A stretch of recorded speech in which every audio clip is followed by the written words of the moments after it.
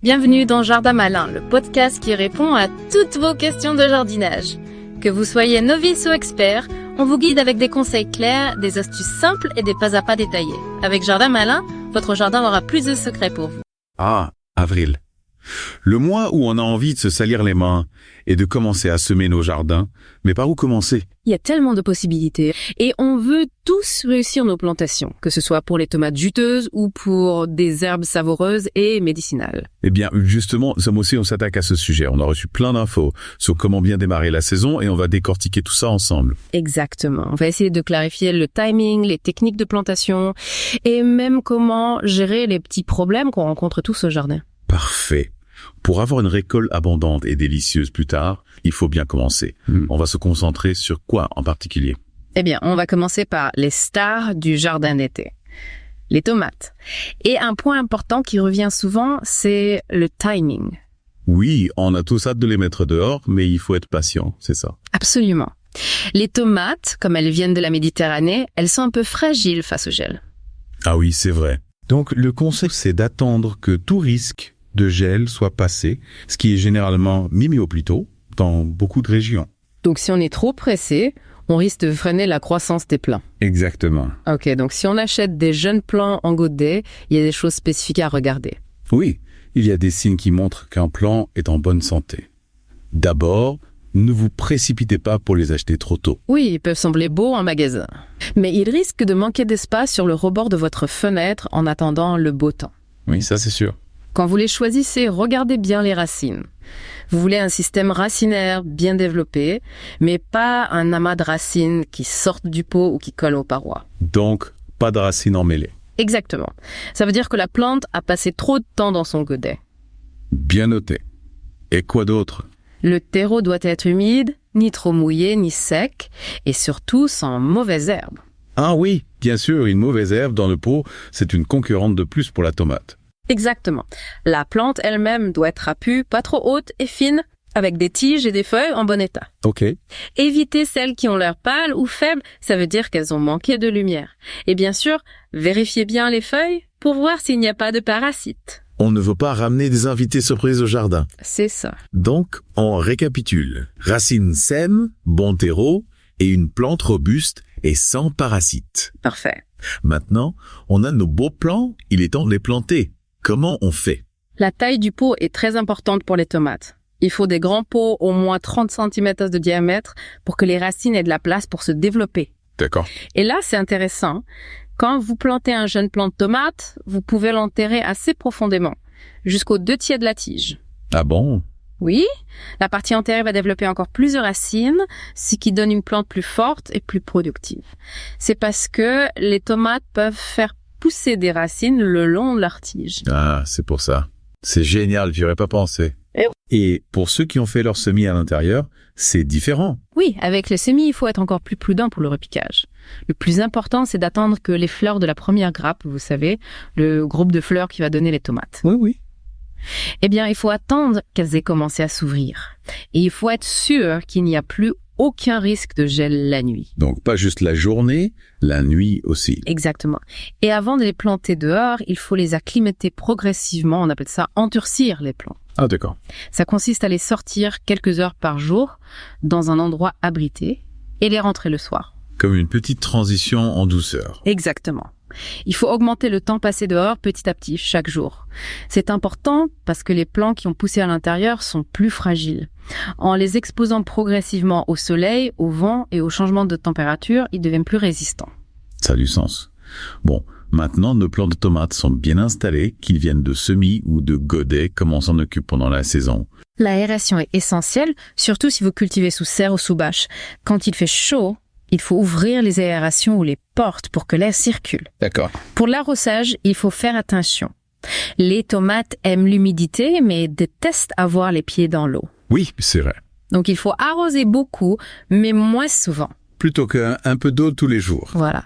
Et puis, il faut surveiller les parasites. Ah oui, les fameux parasites. Les pucerons, qu'ils soient verts ou noirs, sont un problème fréquent pour les tomates. Ils peuvent ralentir la croissance, affaiblir la plante et déformer les feuilles. Il faut vérifier les nouveaux bourgeons, le bout des tiges et le dessous des feuilles.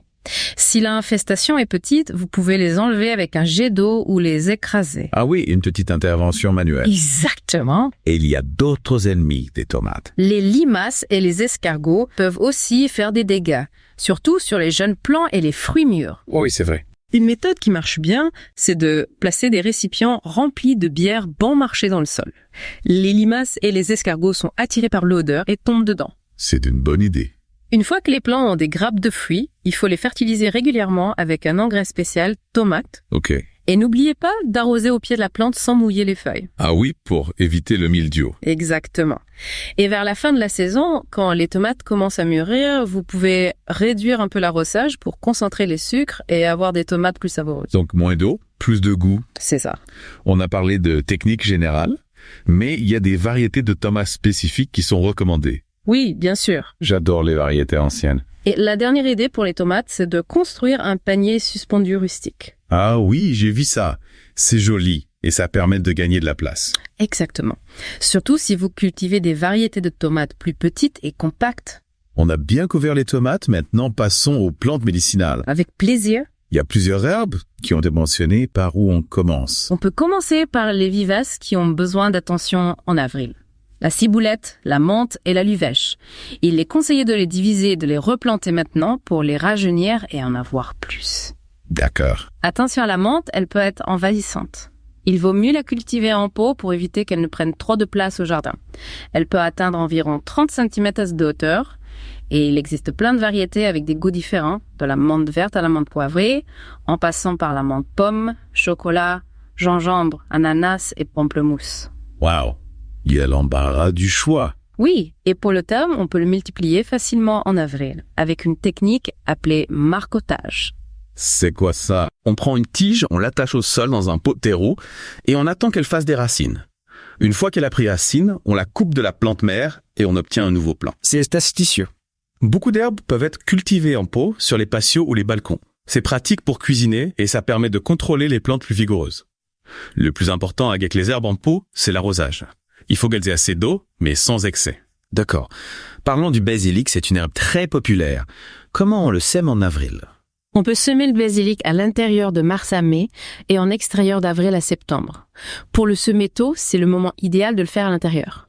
Quand les plants sont assez grands et que le temps est plus chaud, en mai ou juin, il faut les acclimater progressivement à l'extérieur avant de les planter, environ 45 cm de distance. On peut récolter le basilic de juin à mars. Ah oui, une longue période de récolte. Et pour le persil, il y a différentes variétés. Oui, le persil plat est généralement préféré pour l'été, tandis que le persil frisé est plus résistant au froid et peut être récolté en hiver. D'accord. Et le cerfeuil, qu'est-ce que c'est? Le cerfeuil a un goût anisé et fait partie des fines herbes utilisées dans la cuisine. Ah oui, j'en ai déjà entendu parler. Il vaut la peine d'être essayé si vous aimez la cuisine française. Maintenant, parlons de la bourrache et des orties. Ce ne sont pas des herbes médicinales au sens strict, mais elles ont des propriétés intéressantes. Oui, c'est vrai. La bourrache est une excellente plante compagne. On dit qu'elle protège les autres plantes, comme les fraises, les haricots, les tomates, les courges et les choux, contre les parasites et les maladies. Elle a aussi une racine profonde qui va chercher le nutriment loin dans le sol, ce qui profite aux plantes voisines. Et elle produit beaucoup de matière organique, donc c'est un bon ajout au compost. Ah oui, c'est une plante multi-usage. Exactement. Il faut juste éviter de composter les fleurs quand elles commencent à faire des graines, sinon vous risquez d'avoir de la bourrache partout dans le jardin. Ah ouais, c'est vrai. Et les orties, elles sont utiles aussi. Oui, les orties sont pleines de bienfaits. Elles sont riches en fer et on peut les cuisiner comme des épinards, il faut juste porter des gants pour les manipuler. Oh oui, ça pique. Elles sont aussi une source de nourriture importante pour les chenilles de papillons, donc elles favorisent la biodiversité. Et on peut les utiliser pour faire un engrais liquide riche en nutriments pour les autres plantes. Donc, il ne faut pas les arracher systématiquement. Exactement. Et la consoude, elle est aussi utile pour faire de l'engrais. Oui, comme les orties, on peut faire infuser les feuilles de consoude dans de l'eau pour créer un engrais liquide très nutritif. D'accord. Et j'ai vu qu'on parlait aussi du sureau pourpre. On plante souvent des sureaux pourpres pour faire du vin mousseux avec leurs fleurs. Ah oui, c'est original. Ça donne un goût floral délicieux aux boissons faites maison. Donc, avril est vraiment un mois important pour bien démarrer nos plantations. Absolument. Ces conseils simples pour semer et cultiver les tomates et les herbes en avril peuvent vous aider à avoir une belle récolte. Que vous aimiez les salades de tomates fraîches ou que vous vouliez explorer les remèdes naturels et les herbes aromatiques, c'est le moment de vous lancer. Alors, quand vous planifiez votre jardin ce mois-ci, pensez aux multiples avantages de ce que vous cultivez. Vous pouvez avoir des aliments délicieux et sains, et votre jardin, même petit, peut devenir une source de remèdes naturels et de saveurs incroyables. Exactement. On a vraiment de quoi s'émerveiller dans la nature. C'est clair. On espère que vous avez trouvé de l'inspiration. Abonnez-vous pour ne rien manquer. Et d'ici là, bon jardinage. Jardin Malin est produit par Germy, spécialiste des kits de semis.